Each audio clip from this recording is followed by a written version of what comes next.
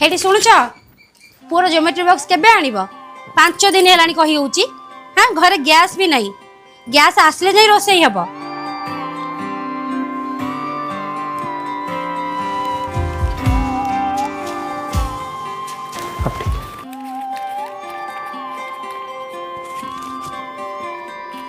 Neo पैसाटा रख क्या गोटे कहीकि कामटा कर दियो मो पाखे समय ना तेणे लेट हो गले बाबू विरक्त हे कौन है मु ए सब काम का द्वारा करेबा तुम द्वारा कौन ए काम गुडा हो पारिबनी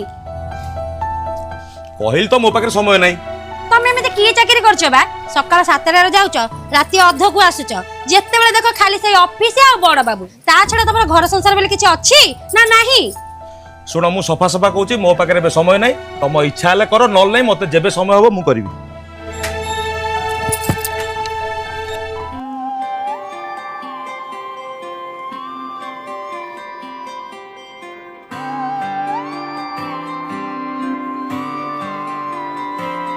नटिया देखिल देखिले शेखर सबुदिन कहा पिला को नहीं स्कूल जाऊँ कि कहा पिला कौन बा ये बा ताको ऑफिस बड़ आमको झियो अरे खाली कौन सेति पिला को स्कूल रे छल्ला परे बाबू को घर पई आमिष पनीपरिबा ठू आरंभ करी जाबत जिनस पूरा मार्केटिंग करची ओ कथाटा जाई एटी ताल आउ अरे शेखर सुन सुन सुन सुन अरे एते सकाळ सकाळ सबुदिन कुआडे जाउछ बा आ ये झियोटी किए कि रे नाई माने मु टिके जाउथली इठी ओहो बुझीगली तोते नुआ ड्यूटी मिली गला ताले सार को पिलारो ट्रांसपोर्ट सर्विस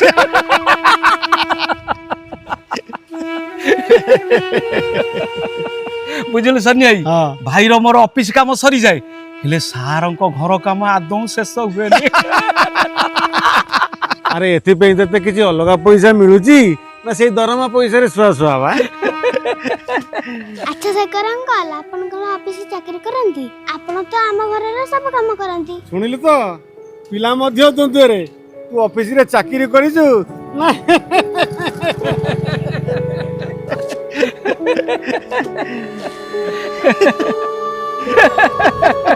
छी छी छी छी छी ये अल्लाह जीव कथा की अरे शेखर सर ये फाइल नबू सेपटे दासा को दे दो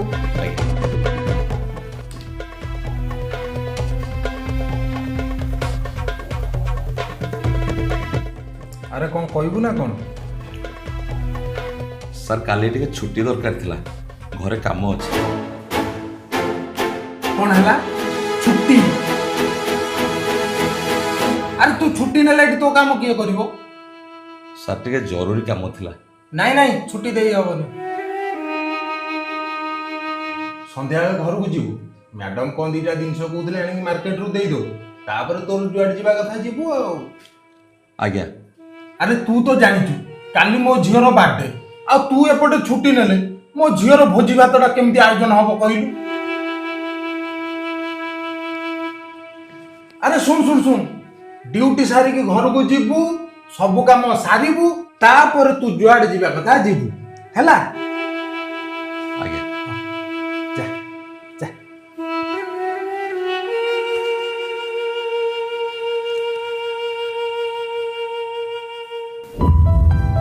आज्ञा आज्ञा सर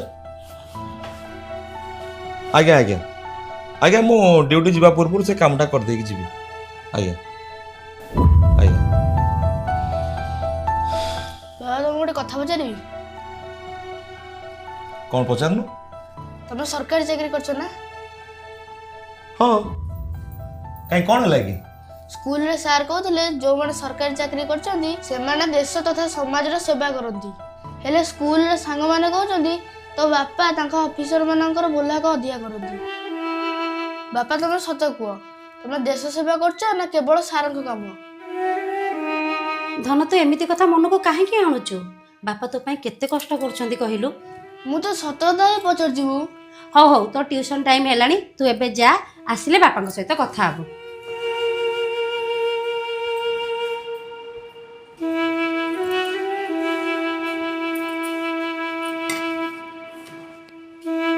देख ମୁଁ ଯାହା କହୁଛି କିଛି ଭୁଲ କହୁନି। ତମେ ଘର ଚଳାଇବା ପାଇଁ ବହୁତ କଷ୍ଟ କରୁଛ, ମୁଁ ଏ କଥାକୁ ସମ୍ମାନ କରେ। କିନ୍ତୁ ଚାକିରି ନାଁରେ ତମେ ଯଦି ସବୁ କିଛି ସହିଯିବ, ଦିନ ଆସିବ ତମର ସମ୍ମାନ ରହିବନି। ଦେଖ, ଦରକାର ପଡ଼ିଲେ ନା କହିବା ଶିଖ। ତମେ ଏକା ନୁହଁ, ଆମେ ସମସ୍ତେ ତମ ସହିତ ଅଛୁ।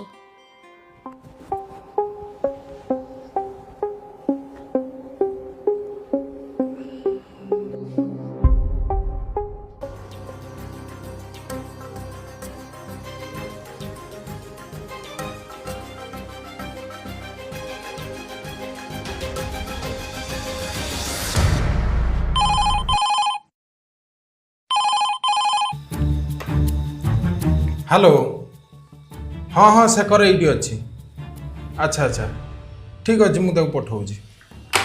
अरे शेखर मैडम फोन कर से एसी मेकानिकटा कौन घर को आसी तू जा टिके साहाଯ୍ୟ करके बागेई दे जा। ସାର୍ ଗୋଟେ କଥା କହିଥାନ୍ତି। अरे तू आगे शीघ्र जा काम सारिके आसबू तापर जा कहया कथा कहबू जा। ସାର୍ ଅଫିସ୍ କାମ କରିବା ପାଇଁ ମୁଁ ସବୁବେଳେ ପ୍ରସ୍ତୁତ, କିନ୍ତୁ ଆପଣଙ୍କର ବ୍ୟକ୍ତିଗତ କାମ କରିବା ମୋର ଡ୍ୟୁଟି ନୁହେଁ। कौन कहलु मो कथा मानबुनु तोर तो बहुत साहस हो गलानी। ସାହସ ନୁହେଁ ସାର୍, ଯାହା ନିୟମ ସେଇଆ କହିଲି। मो मुहर जवाब दौचु जानिचु मोर गोटे लेखारे तो चाकरी चल जाई पारे। ମୋ ଚାକିରି ଆପଣଙ୍କ ହାତରେ ଥାଇପାରେ, କିନ୍ତୁ ମୋ ସମ୍ମାନ ମୋ ହାତରେ ଅଛି। ମୁଁ ଭୁଲ କାମ କରି ଚାକିରି ବଞ୍ଚାଇବା ଠାରୁ ଠିକ୍ କାମ କରି ଦଣ୍ଡ ଭୋଗିବାକୁ ପସନ୍ଦ କରିବି ସାର୍। अच्छा एमिति कथा ताले नाही हो तू देख मु तो अवस्था कौन करूची। एथर चाकरी जिया पाई प्रस्तुत हो जा बुझिलु। एथर चाकरी जीव तोर कौन चलছে এটি?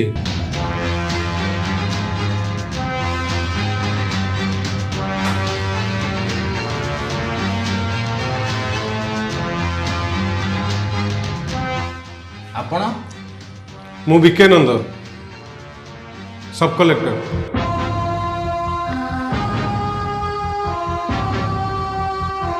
सर नमस्कार आज्ञा आसन सर बसंत सर। ମୁଁ ଏଠିକି ବସିବା ପାଇଁ ଆସିନି। ଆପଣଙ୍କ ବିରୁଦ୍ଧରେ ମୋତେ ଲିଖିତ ଅଭିଯୋଗ ମିଳିଛି, ଆଉ ତା ପ୍ରମାଣ ମୋ ଆଖି ଆଗରେ।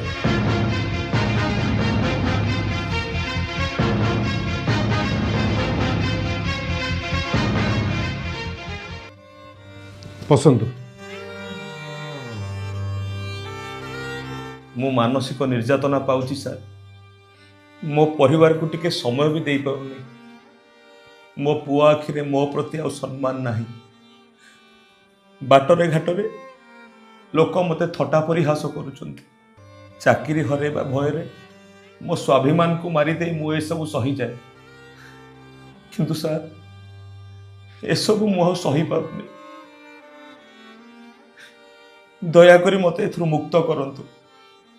ଠିକ୍ ଅଛି, ଶାନ୍ତ ହୁଅନ୍ତୁ। ଆପଣ ଏବେ ଡରିବାର କିଛି ନାହିଁ। ଏ ବିଷୟରେ ତଦନ୍ତ ମୁଁ ନିଜେ କରିବି, ଆଉ ଯଦି ପ୍ରମାଣ ମିଳେ ଆଇନ ଅନୁଯାୟୀ କଠୋର କାର୍ଯ୍ୟାନୁଷ୍ଠାନ ଗ୍ରହଣ କରାଯିବ।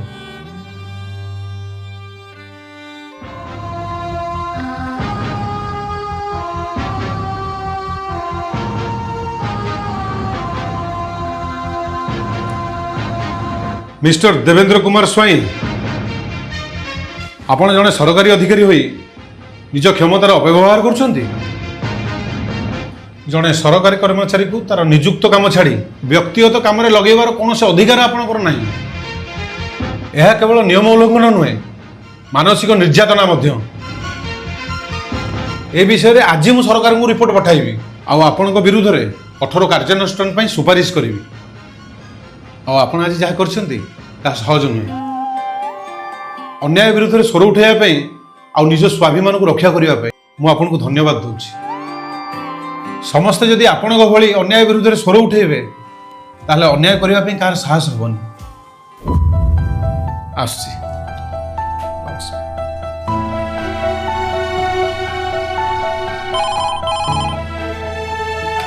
हेलो शेखर एतबेले भी आसुनी कहिली ए एससी मेकानिक केतबेले आसी बसची आ बाडे डेकोरेशन भी बाकी अछि जल्दी पठाओ दे केतबेले पठाइबो।